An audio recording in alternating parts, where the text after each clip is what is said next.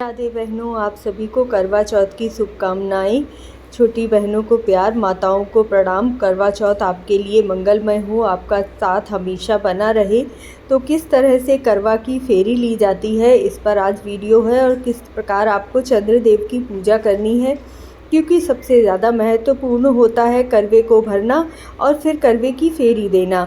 माता गौरी की किस प्रकार पूजा की जाती है, इसके ऊपर भी मैंने पूरी वीडियो डाली हुई है, तो वह भी वीडियो आप जाकर अवश्य देखिएगा।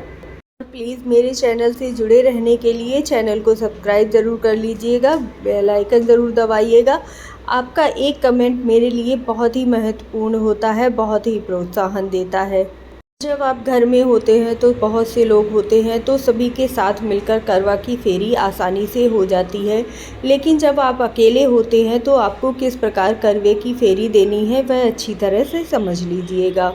पिछली वीडियो में बताया था किस प्रकार आपको कलश स्थापना करनी है। फिर माता गौरी को कुमकुम आदि अर्पित कर दीजिएगा, भोले बाबा को चंदन का टीका लगाइएगा, फूल अर्पित कीजिएगा। उसके पश्चात चुनरी ज़रूर माता रानी को अर्पित कीजिएगा। चुनरी अर्पित करने के पश्चात आपको करवे की फेरी देनी है। हमारे यहाँ क्या होता है, जब करवे की फेरी दी जाती है तो दो लोग मिलकर करवे की फेरी देते हैं। आप अपनी ननद के साथ, भाभी के साथ, जेठानी के साथ, देवरानी के साथ अपने करवे की फेरी दे सकते हैं। तो याद रखिएगा, सास के साथ अथवा माँ के साथ करवे की फेरी नहीं दी जाती है, इस बात को ध्यान रखिएगा। और जो नई शादीशुदा हैं वो भी ध्यान रखें कि सास के साथ करवे की फेरी नहीं दी जाती है, क्योंकि उन्हें बायना दिया जाता है, जो सुहाग की सामग्री दी जाती है। मैं क्या करती हूँ, मैं 2 करवे खरीदती हूँ और दोनों में करवा भरती हूँ।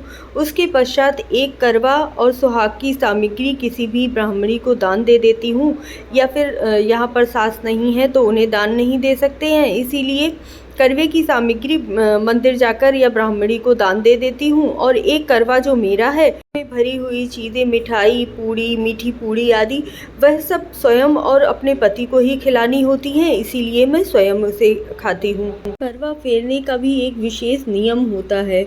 जिस तरह से आप मांग में सिंदूर भरते हैं, तो कहा जाता है कभी किसी के सामने मांग में सिंदूर नहीं भरना चाहिए।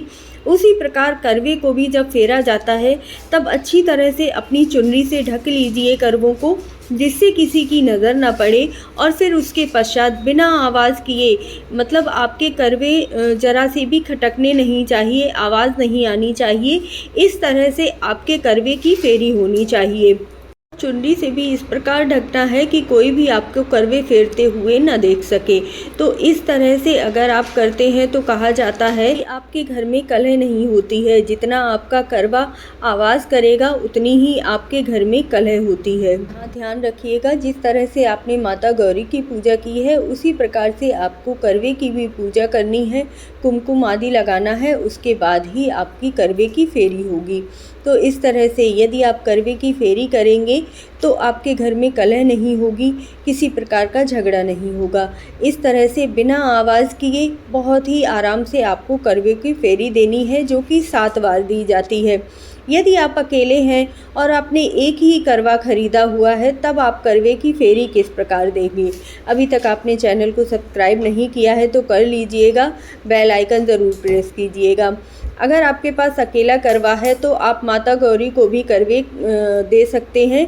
इस तरह से 7 बार आपको माता गौरी को बोलना है कि माता रानी मेरा करवा लीजिए और मुझे सुहाग दीजिए, माता रानी मेरा करवा लीजिए और मुझे सुहाग दीजिए।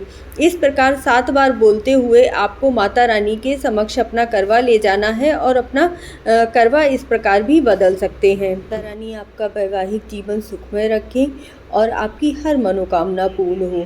जय श्री कृष्णा, जय राधे राधे।